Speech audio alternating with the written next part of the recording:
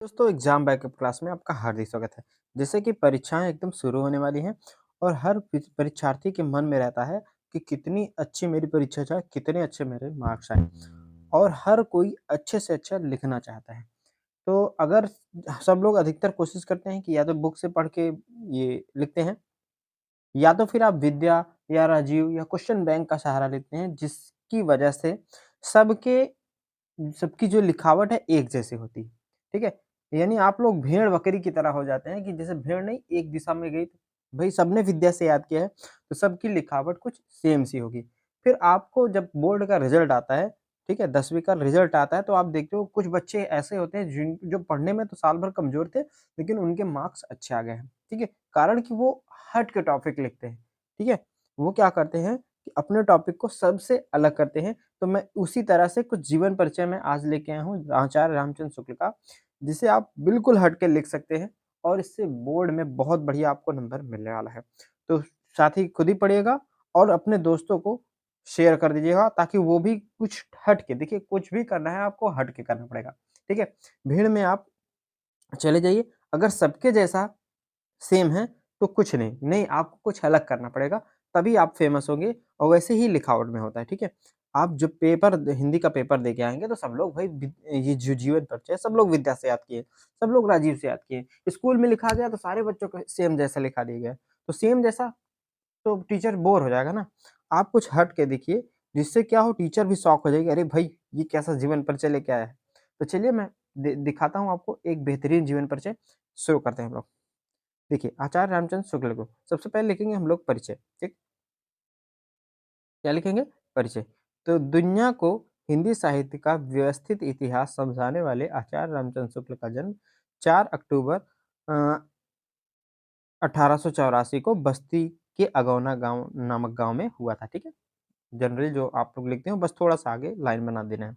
इनके पिता का नाम रामचंद्र शुक्ल था, जो पेशे से मिर्ज़ापुर में कानूनगो थे।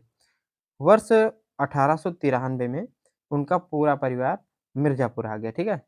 और उनके जीवन के प्रारंभिक कुछ वर्ष यहीं बीते, किंतु जब वह 9 वर्ष के थे, उसी दौरान उनकी माता-पिता का देहांत हो गया। यानी सबसे पहले आपको परिचय डालना है हेडिंग में, ठीक है? फिर दूसरा है शिक्षा, यानी इनकी शिक्षा क्या थी? तो आचार्य रामचंद्र शुक्ल की आरंभिक शिक्षा मिर्ज़ापुर में अन्य विषयों के साथ उर्दू, अंग्रेजी और फ़ारसी में हुई। वहीं मिर्ज़ापुर के एंग्लो संस्कृत जुबली स्कूल में उनका दाखिला करवाया गया था। शुक्ल जी की अध्ययन के प्रति लगनशीलता बचपन से ही थी। वहीं अध्यापकों के प्रोत्साहन द्वारा उनका अंग्रेजी और हिंदी का ज्ञान जो भी था वो पुष्ट हो गया, मतलब काफ़ी अच्छे हो गए वह। इन इसके बाद शुक्ल जी ने इलाहाबाद के कायस्थ पाठशाला में इंटरमीडिएट की पढ़ाई के लिए दाखिला लिया, परंतु व्यक्तिगत कारणों के कारण उन्होंने पढ़ाई बीच में ही छोड़ दी और आगे स्वाध्याय से ही बांग्ला, उर्दू, अंग्रेजी, फ़ारसी और भाषा साहित्य का गंभीर अध्ययन किया। ठीक है? एक बात विशेष है, आचार्य रामचंद्र शुक्ल अपने शुरुआती कार्यकाल के दौरान 1904 से 1908 तक लंदन मिशन स्कूल में ड्राइंग के अध्यापक पद पर भी रहे। यानी पहली हेडिंग आपको परिचय, दूसरी आपको शिक्षा डालनी है जिसमें आपको शिक्षा लिखना है, ठीक है? तीसरी हेडिंग पे आते हैं पुरस्कार। देखिए बहुत इंपॉर्टेंट हो जाता है, अगर ये सब लिख देंगे ना तो टीचर एकदम इम्प्रेस हो जाएगा भाई। देखिए क्या-क्या पुरस्कार मिला? आचार्य रामचंद्र शुक्ल को आधुनिक हिंदी साहित्य में विशेष योगदान देने के लिए चिंतामणि ग्रंथावली पर प्रतिष्ठित प्रसाद पारितोषिक प्रदान किया गया। यानी बहुत बढ़िया, ये सबसे अलग देखिए, कहीं मिलता है आपको कि पुरस्कार का अलग से टॉपिक लिख दो, नहीं, मैं बता रहा हूँ। लिख के देखिएगा फिर आपके नंबर देखिएगा कैसे आते हैं, ठीक है? आप चाहे तो अपने लिख के अपने टीचर को दिखाइए कि ये जीवन परिचय अच्छा है कि नहीं अच्छा? हमने स्वयं से लिखा है। मुझे मत बताना कि इस चैनल से कॉपी किया है, ठीक है? चलिए, फिर इनके निधन की भी हम एक हेडिंग डाल देंगे। इनका निर्धन निधन काशी में 2 फरवरी 1941 को हृदय गति यानी हार्ट अटैक, ठीक है?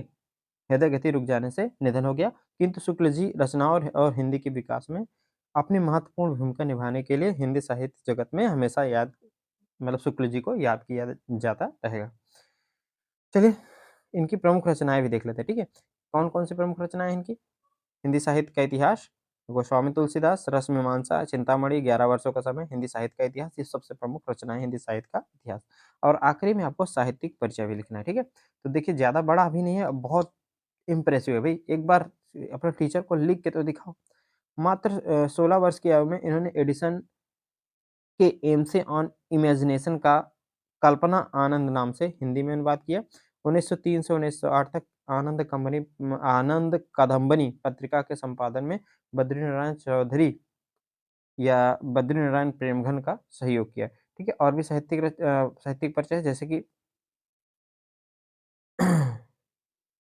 इनमें सबसे इम्पोर्टेंट लाइन है, रामचंद्र शुक्ल जी ने आधुनिक हिंदी साहित्य की कई विधाओं में साहित्य का सृजन किया, जिनमें मुख्य रूप से निबंध, कहानी, आलोचना और इतिहास शामिल है। ठीक है दोस्तों, कैसा लगा वीडियो?